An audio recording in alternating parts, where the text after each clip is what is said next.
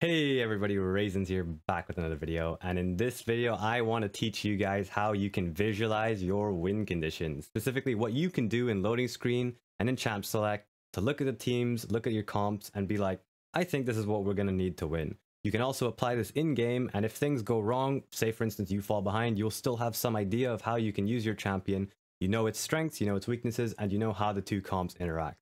We're going to go over a couple of examples. I'm going to go over them with you and show you how I would do it, and then the kind of steps that I think you can apply to any single game, any single team comp, and hopefully give you guys a better understanding of where all the stuff I'm talking about in my VOD reviews comes in.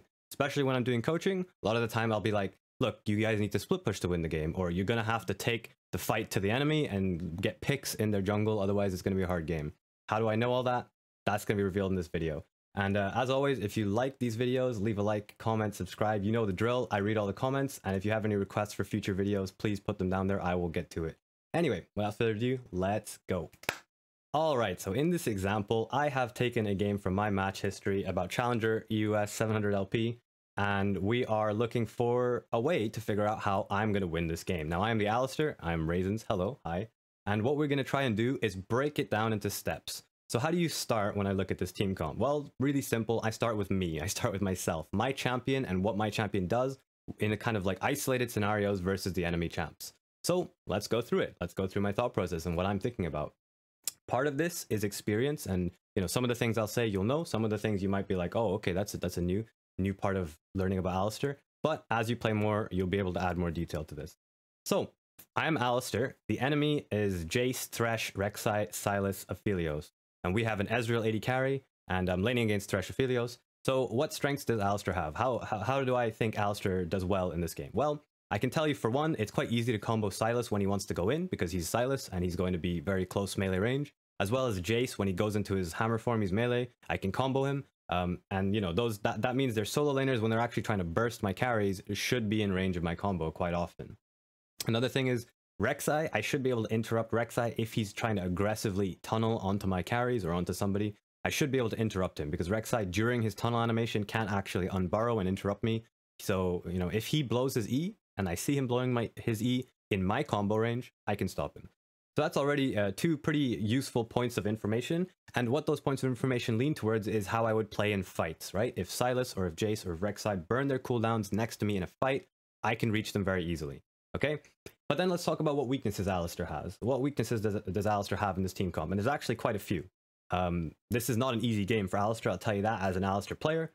So let's go over them. So the biggest one, the number one thing everybody in watching the video and in this game should realize is Sylas. Sylas is going to steal Alistair ult. Now, I don't know if you guys have experienced a Sylas stealing Alistair ult, but I'll tell you right now, it is not pleasant. For 7 seconds, Sylas becomes virtually unkillable.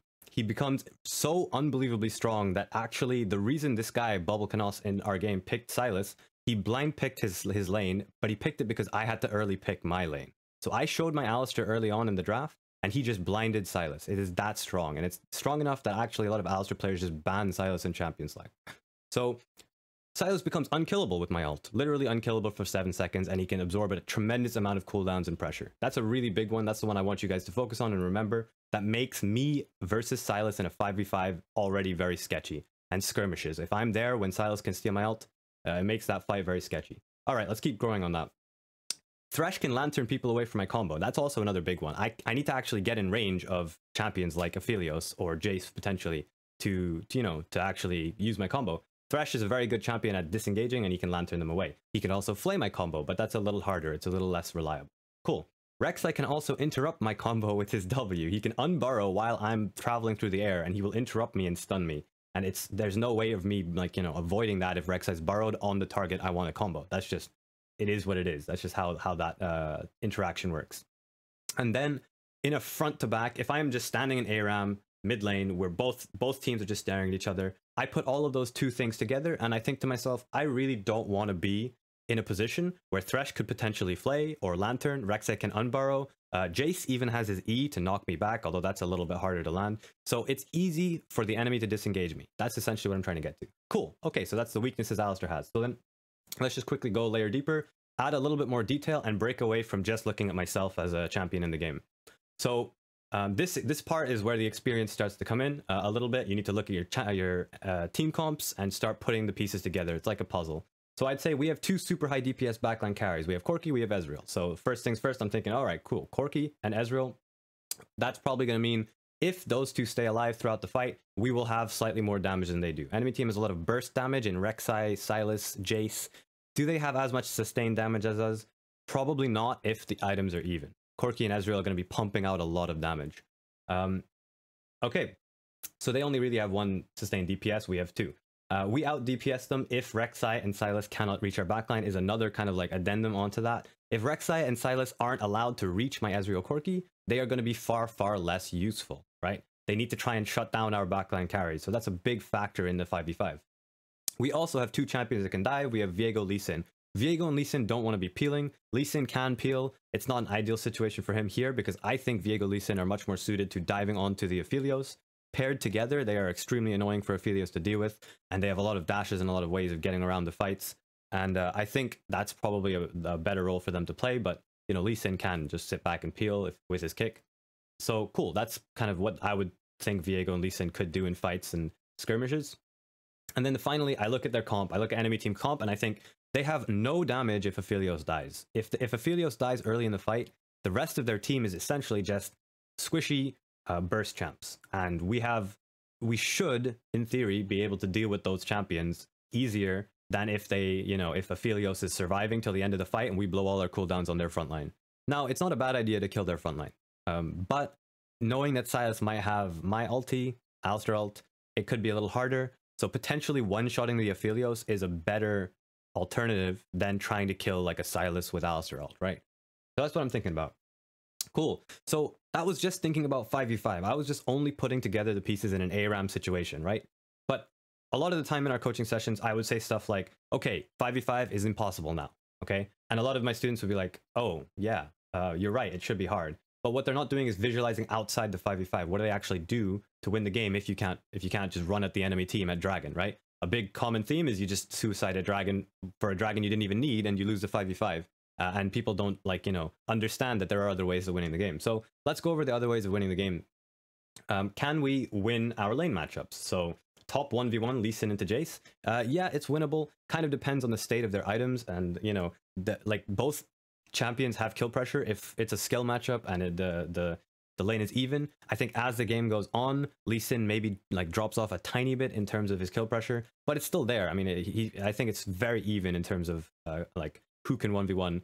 But the junglers, when you throw the junglers in, I start to favor Jace a little bit. Why? Because he has a Rek'Sai, and Rek'Sai is very, very, you know, it's very easy for Rek'Sai to, if he has flash, for example, flash on Lee, or use his Q and then help from further away. Viego can also help in the 2v2, but, you know, Rek'Sai is very strong at ganking side lanes and like ganking from different weird angles, punishing Lee Sin. So I would very slightly favor the Jace going into late game. So like, you know, resulting from all that, I would say, okay, Lee Sin playing side lane, maybe not the best. We don't really have a great team comp to deal with Rek'Sai and Jace on side lane, unless Viego and Lee Sin are, you know, a little farther ahead than even. Cool.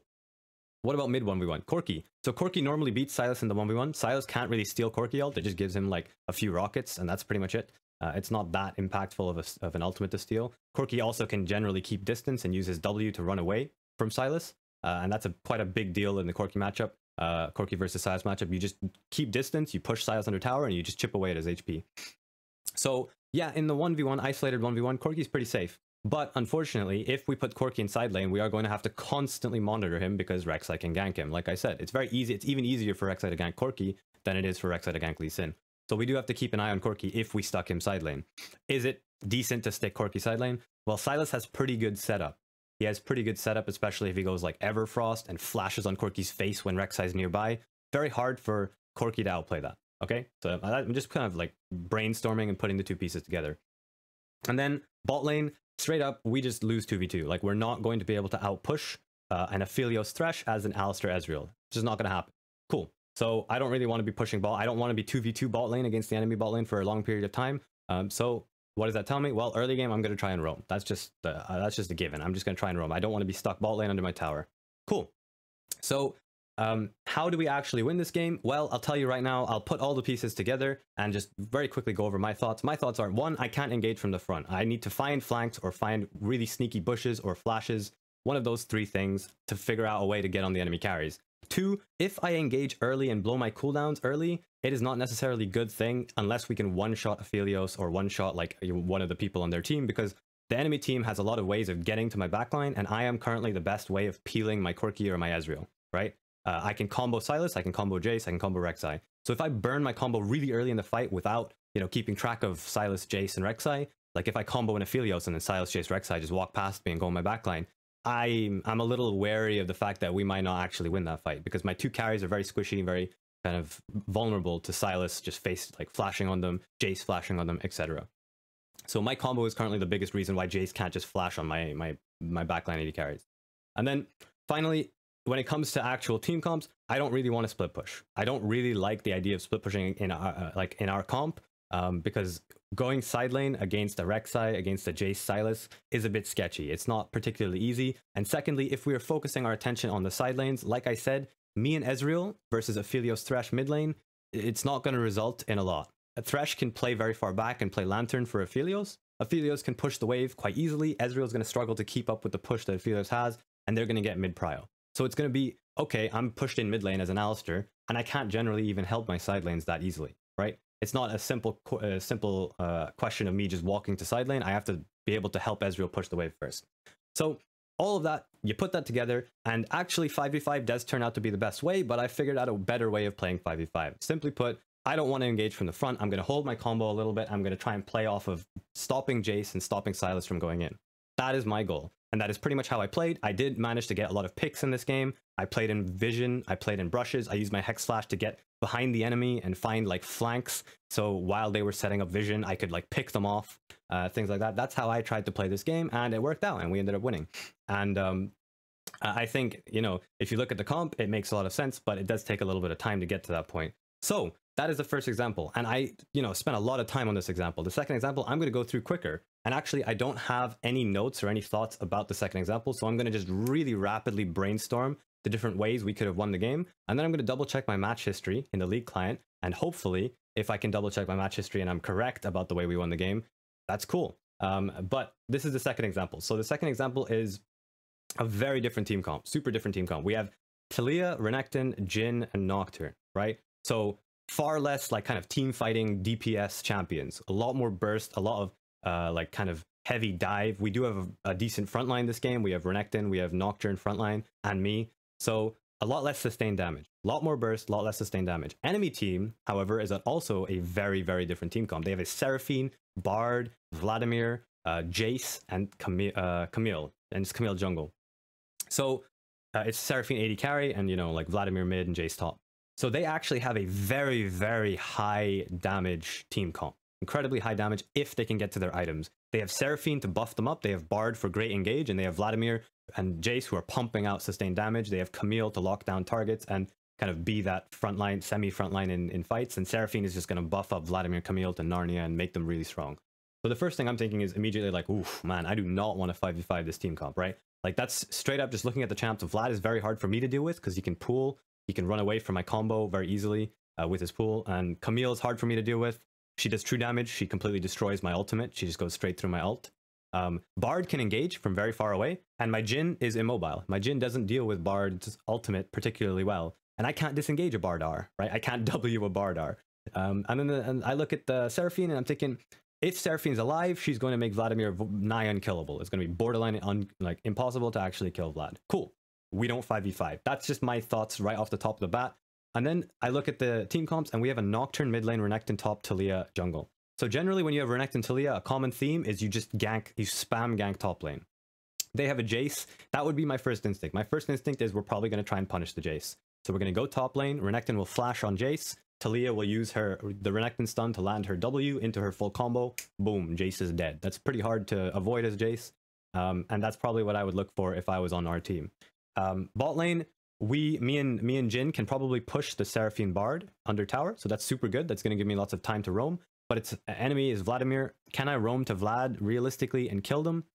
like maybe because Nocturne has a lot of kill threat on Vlad. Remember that if Nocturne puts his fear on Vlad, it doesn't matter if Vladimir pulls, the fear still connects to him. So he's gonna get feared even after he comes out of pool. So yeah, there's some windows there. It is not like easy for me to engage first because Vlad will just pool, like I said. So my thoughts are, okay, cool, I can push bot lane under tower and I can roam. Why would I roam? I think there's two solutions to win this game. Number one, we camp the crap out of Jace and make his life absolute hell. Number two, we make sure Nocturne wins. And if Nocturne wins, I don't see a champion on the enemy team that can deal with Nocturne in side lane. Okay, I see, or Renekton if they're fed. So one of those two champions is going to win the game for us. How do I know that? Because when I put them 1v1, I just visualize, I stick Nocturne in a side lane or I stick Renekton in a side lane. I can't imagine a world in which Vladimir or, I mean, Camille is their jungler, so she should be underleveled compared to these guys. Vladimir or Jace will be able to sit in a side lane safely against a Renekton or a Nocturne. Some of you might be thinking, what, but Vlad could probably beat Renekton 1v1 because he can just pool and... Yeah, but we have a Talia. We have a Talia ulti. Constant looming threat of two globals as well. We have a Nocturne and a Talia ulti, so if they don't see Nocturne, they don't know whether they're going to get ulted on side lane. So abusing the fact that we have that, that's the way I'm going to predict that we should win this game. I think Renekton's probably going to get fed, and if Renekton doesn't get fed, I think what I would have done was I would have gone mid lane. I would have just spam ganked the Nocturne lane and tried to make it as annoying as possible for Vlad to scale, so that our Nocturne can then get super fed, go side, and then just win the game for us. And the way I would play around a Nocturne getting super fed or a Renekton getting super fed inside is I would make sure that my Jhin can push mid lane safely. Hold on, the police are here. I'm about to say something extremely illegal. That's why they're showing up. I'm gonna push mid lane safely with Jhin, and then as soon as that happens, I'm about to roam. And I'm gonna roam to side very quickly, cover the map with wards on that side of the map, wherever our strongest member is, and make sure no matter what happens, Camille is not allowed to safely approach that lane. The further away the enemy team has to play from my Nocturne or my Renekton, the more time Nocturne and Renekton have to push the wave all the way in. I am not looking for the Nocturne or the Renekton to get a kill under tower, right? That's not how you play split push. But I am looking to get as much wave pressure and pressure on the map as possible, because if me and Jhin can push mid and then walk towards the Renekton's lane, and then Renekton gets to push, well, guess what? That's two lanes we've just pushed. So now we have two lanes pushed in, and the enemy only potentially has one. So I get to do whatever the heck I want in the enemy jungle, put wards down wherever I want in the enemy jungle on that side of the map. That's how you get control in split push comps. So that's my prediction, and I'm going to take a quick look at the match history. And yeah, okay, so it actually turns out that Renekton and Nocturne were the most fed members of our team. It looks like Talia was also really fed, and me and Jhin didn't have a huge role to play in terms of like, well, it looks like I had a pretty poggers score, not gonna lie, but like I don't think Jhin was like the carry of this game, right? Jin's role was most likely to be sitting mid lane and farming quite a lot of the time. So if I look at overview, yeah, so if I look at overview, there was a lot of action in mid bot jungle. Now, why do I think that there's a lot of action in mid bot jungle? Well, probably because I was roaming a lot to mid lane, and then I was moving with my Nocturne after I gave Nocturne some pressure. I was moving with my Nocturne into bot lane. I was using Nocturne's advantage because he can push the wave to then move bot lane, right? That's probably what I was doing in the game. I'm just going off my head. Although I am interested to maybe look at the game and see why we couldn't get the Renekton Talia combo off top lane, because that would be quite an interesting, you know, discussion, because that should be like the most guaranteed way we win this game. But I hope you guys have learned something from my thought process about how I look at team comps, how I actually visualize and think about the team comps. And again, it's nothing crazy. Some of it does take a little bit of experience, like knowing what champions do and what champions are strong in. But most of it is just, I like close my eyes, I put myself in Talia's shoes, in Nocturne's shoes, and I'm like, if I'm Nocturne and I'm against the Vladimir, do I win? Oh, but the enemy team has X jungle. And exactly, and you just kind of build the detail from that, and then you paint a picture of what could happen. And I will go over maybe in another video like what happens when you're wrong about these kind of things and you fall behind, and that's fine. You'll learn from it, and it's super good if you're wrong in these cases, because you'll be like, okay, I was wrong. Why did I think that I was going to win 5v5? Oh, I didn't realize that this champion with this item counters me, something like that, right? And you can just learn and build off that. But anyway, I hope you guys found this useful. If you did, it would really be awesome if you could subscribe, leave a like. It helps me a lot. And yeah, more videos to come. So thank you very much for watching. Good luck in solo queue, and have a nice day. Bye.